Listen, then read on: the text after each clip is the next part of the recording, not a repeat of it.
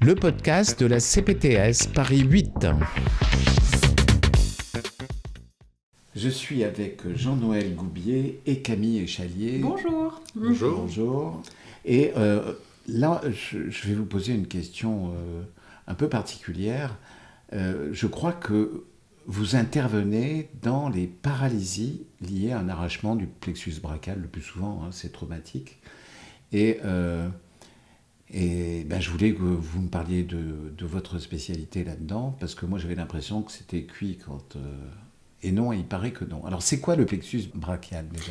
Alors le plexus brachial, c'est une zone anatomique qui concerne les nerfs. Donc dans la colonne vertébrale, on a la moelle épinière, et cette moelle épinière, elle donne des racines nerveuses.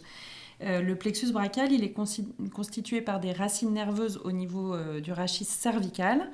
Donc il y a plusieurs racines, les racines C5, C6, C7, C8, T1, donc ça c'est un peu moche à dire. Et ensuite, donc, ils sortent de la colonne vertébrale et il va y avoir tout un maillage entre les différentes branches que ces racines vont donner. Cette zone de maillage entre fibres nerveuses, ça s'appelle le plexus brachial. Et à l'issue de ce plexus brachial, on retrouve les nerfs qui vont innerver l'ensemble des muscles du membre supérieur. Le membre supérieur, c'est l'épaule, le bras, le coude, l'avant-bras, le poignet et les doigts, qui sont donc mobilisés par ces muscles. Alors, juste pour redire, en fait, les nerfs qui vont jusqu'à l'extrémité de nos mains sortent du cou, c'est au niveau du cou, le rachis cervical, et viennent de là. Donc une lésion à ce niveau-là, je vais me retrouver avec des troubles au niveau de ma main, soit de paralysie complète, soit des troubles de la sensibilité et des paresthésies dont on a déjà parlé, des espèces de picotements au niveau des mains, quand l'arrachement n'est pas total. Là, on va parler de paralysie. Oui, tout à fait. On va parler de paralysie. En fait, les lésions du plexus brachial sont le résultat de traumatismes assez violents, dans plus de 95% des cas chez l'adulte, puisque là, on est dans le cadre des lésions de l'adulte. Ce sont des accidents de moto. Donc, vous voyez qu'il y a une cinétique qui est assez importante, qui vont parfois pouvoir faire des paralysies totales, c'est-à-dire que toutes les racines vont être lésées, ou des paralysies partielles, où seule une partie des racines vont être lésées. En fonction de quelles racines sont lésées, ça va atteindre certaines fibres nerveuses que l'on va retrouver dans des nerfs à l'issue de tout ce maillage. Et donc, si par exemple, il y a une paralysie liée à une lésion seulement des racines C5 ou C6, et C6, souvent elles vont ensemble. On va avoir une paralysie plutôt de l'épaule et du coude. Ça veut dire... C, ça veut dire cervical. Donc voilà, c'est une abréviation. Donc c'est la vertèbre cervicale. Tout à fait. Okay. Si par exemple on a plutôt une lésion au niveau des racines C8 et T1, ce sera plutôt une paralysie au niveau du poignet et des doigts, puisque les fibres qui constituent les nerfs qui innervent les muscles qui mobilisent ces articulations sont situées dans les racines C8 T1. Voilà. D'accord. Et alors, qu'est-ce que vous pouvez proposer dans ces cas-là sur le plan chirurgical ? Alors, premièrement, il faut savoir que sur le plan chirurgical, il y a une sorte d'urgence. C'est-à-dire on réparer les nerfs, ça peut se faire au mieux avant 6 mois, parce que plus on attend après cette zone de 6 mois, plus les séquelles risquent d'être importantes et moins bons sont les résultats. Donc, il y a une urgence et il faut opérer ces patients avant 6 mois. La deuxième chose, c'est qu'on est peu à faire ça en France et même dans le monde. On est 2-3 équipes en France. Et il faut trouver effectivement les bons acteurs, parce que c'est une chirurgie hyper spécialisée. Et après, il faut savoir qu'il y a plusieurs techniques chirurgicales qui peuvent permettre d'améliorer le pronostic de ces patients. Tout dépend du type de lésion nerveuse. En fait, les nerfs, les racines du plexus, elles peuvent être ou arrachées de la moelle, ce qu'on appelle une avulsion, ou elles peuvent être rompues un peu plus loin, ce qu'on appelle une rupture. Et en fonction de ça, on verra ce qu'on peut faire. S'il y a une avulsion, on ne peut pas replanter ces racines dans la moelle. Et on est obligé de faire ce qu'on appelle des transfert nerveux, c'est-à-dire qu'on va prendre un nerf qui fonctionne et on va le brancher sur le muscle qu'on veut réanimer pour récupérer une fonction. Donc c'est soit il est arraché de la moelle, là on ne peut pas intervenir, Alors, soit il est arraché de la moelle, et dans ces cas-là, on peut intervenir, mais on ne pourra pas replanter ce nerf dans la moelle. On fera des transferts nerveux, c'est-à-dire qu'on va utiliser un autre nerf pour réanimer la fonction qui est manquante. Par exemple, si le patient a une paralysie du coude, on utilisera un nerf pour brancher sur le nerf qui permet de fléchir le coude. Si les racines ne sont pas avulsées, si elles ne sont pas arrachées de la moelle, elles sont rompues, et dans ces cas-là, on peut faire des greffes nerveuses entre la racine et l'autre partie du nerf qui est rompue. Et ça fonctionne, mais là, il y a une rééducation, je suppose, qui va être assez précise. Parce que si j'ai pas le bon nerf qui va bouger le muscle qui était prévu, que ça fonctionne comment? C'est génial. Alors ça, c'est la plasticité cérébrale, effectivement, c'est génial. On peut utiliser, par exemple, un nerf qui permet de mobiliser quelques tendons fléchisseurs au niveau des doigts, qu'on peut brancher sur le nerf du biceps pour réanimer la flexion du coude, le fait de plier le coude. Et naturellement, la plasticité cérébrale permet de retranscrire cette information de façon à ce que le muscle soit utilisable dans une fonction tout à fait normale. Alors la repousse nerveuse est longue. La repousse nerveuse, c'est ça qui va donner le temps de récupération. Ça pousse maximum d'1 millimètre par jour, sans compter le passage des sutures. Donc il faut compter pour un transfert pour la flexion du coude à peu près minimum 6 mois, 6 à 9 mois. Donc le cerveau aura le temps de faire cette adaptation et généralement ça ne pose pas beaucoup de problèmes pour les patients. C'est un kinésithérapeute, une kinésithérapie qui est nécessaire pour faire travailler mon muscle ou simplement quelques exercices simples? Alors la rééducation est effectivement nécessaire surtout pour garder les articulations souples. Maintenant pour le changement d'information pour le cerveau, ça c'est quelque chose qui se fait naturellement et les exercices simples peuvent suffire sans problème.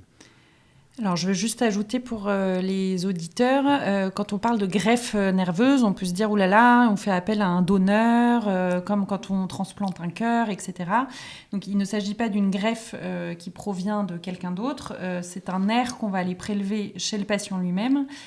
Souvent, on prend un nerf qui est situé au niveau de la jambe, qui s'appelle le nerf sural, qui est un nerf qui donne de la sensibilité, qui ne donne pas du tout de motricité, et qu'on va pouvoir prélever sur toute sa longueur, au prix ensuite pour le patient de quelques sensations de paresthésie, c'est encore ce mot qu'on va utiliser, de picotement, de fourmillement qui cède souvent en quelques semaines, voire quelques mois, qui finalement n'est pas très gênant à long terme. Et donc ce nerf, on va pouvoir l'emmener sur le site opératoire au niveau du cou pour pouvoir justement refaire un pont entre la racine qui aura été rompue et le nerf duquel on souhaite réanimer la fonction. Donc par exemple, on peut être amené à faire cette greffe, donc à mettre le nerf sural entre la racine, par exemple C6, et le nerf musculo-cutané, qui est le nerf qui va s'occuper de la flexion du coude. Donc c'est pas une greffe comme on peut l'entendre dans le langage commun, au même titre qu'une transplantation. Voilà. Et donc ensuite on va faire des sutures microchirurgicales. Donc on utilise un microscope avec du fil qui est tout petit, plus fin qu'un cheveu, pour aller recréer une continuité entre la greffe et les deux sites. Et donc un nerf qui était prévu pour passer les influx sur la sensibilité, qui est quand même un peu plus lente qu'un nerf moteur, va devenir moteur? Exactement, le fait de le transposer et lui donner une fonction motrice, il va prendre cette fonction sans problème. Maintenant, quand on utilise des greffes, le seul souci, c'est que effectivement, la repousse nerveuse est plus longue, puisque pour aller d'une racine C5 au nerf musculo-cutané pour la flexion du coude, il y a plusieurs centimètres. Donc, c'est pour ça que la récupération en cas de greffe est beaucoup plus longue. Ça peut durer facilement 12 à 18 mois. Il faut bien prévenir le patient que la récupération sera longue. Ouais. Et comme cette récupération est longue, la kinésithérapie est importante pour maintenir une bonne souplesse au niveau des articulations. Puisqu'une articulation qui ne bouge pas a tendance à s'enraidir. Donc souvent j'utilise cette image pour le patient, c'est comme si on avait une voiture qui attendait son moteur et qu'on ne l'entretenait pas dans le garage. Le jour où on lui remet un moteur, si elle est rouillée, le moteur ne va pas servir à grand chose. Donc cette kinésithérapie, elle est aussi très importante pour maintenir une bonne mobilité articulaire, pour que le jour où la motricité revient, il y ait bien toutes les amplitudes articulaires disponibles. Est-ce qu'il faut aussi faire de la stimulation musculaire pour maintenir le muscle? Parce que comme il est plus innervé, il risque de s'atrophier. Alors oui, tout à fait. C'est souvent ce qu'on préconise, de réaliser de l'électrostimulation. L'objectif étant d'essayer de continuer à donner une stimulation au niveau des plaques motrices. Donc les plaques motrices, c'est ce qu'il y a au bout des nerfs. Et c'est elles qui reçoivent l'influx nerveux et qui font en sorte en fait qu'il y ait une réaction chimique dans les cellules musculaires qui fasse qu'il y ait cette fameuse contraction. Et donc ces plaques motrices sont très importantes et c'est parce qu'elles vont dégénérer, parce qu'elles ne vont plus recevoir d'influx nerveux quand il y a une paralysie, qu'il y a cette urgence à prendre en charge les patients avant 6 mois pour qu'après notre geste chirurgical, comme il y a le temps nécessaire à la repousse, que l'influx nerveux arrive à ces plaques motrices avant qu'elles aient dégénéré. C'est pour ça qu'il y a cette entre guillemets urgence, c'est pour ne pas manquer le coche et c'est important de le dire puisque parfois on reçoit des patients qui malheureusement ont eu du mal à être aiguillés, etc. Et on les voit parfois trop tard et c'est vraiment dommage. Alors pourquoi, moi j'ai une question, mais pourquoi il y a peu d'équipes?